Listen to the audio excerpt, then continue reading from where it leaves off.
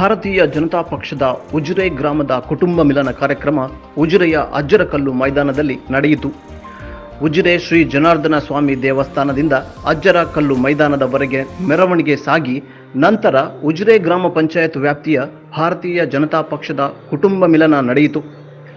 ಪಕ್ಷದ ಹಿರಿಯ ಕಾರ್ಯಕರ್ತ ರಘುನಾಥ್ ಶೆಣೈ ಕಾರ್ಯಕ್ರಮವನ್ನು ಉದ್ಘಾಟಿಸಿದರು.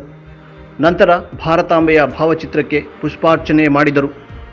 ಈ ಸಂದರ್ಭದಲ್ಲಿ ಸಂಸದ ಹಾಗೂ ಬಿಜೆಪಿ ರಾಜ್ಯ ಅಧ್ಯಕ್ಷ ನಳಿನ್ ಕುಮಾರ್ ಕಟೀಲು, ಶಾಸಕ ಹರೀಶ್ ಪೂಂಜಾ, ವಿಧಾನ ಪರಿಷತ್ ಸದಸ್ಯ ಪ್ರತಾಪ್ ಸಿಂಹ ನಾಯಕ್, ಕಿಯೋನಿಕ್ಸ್ ಅಧ್ಯಕ್ಷ ಹರಿಕೃಷ್ಣ ಬಂಟ್ವಾಳ, ಮಂಡಲ ಅಧ್ಯಕ್ಷ ಜಯಂತ್ ಕೋಟ್ಯಾನ್ ಮತ್ತಿತರ ಗಣ್ಯರು ಉಪಸ್ಥಿತರಿದ್ದರು.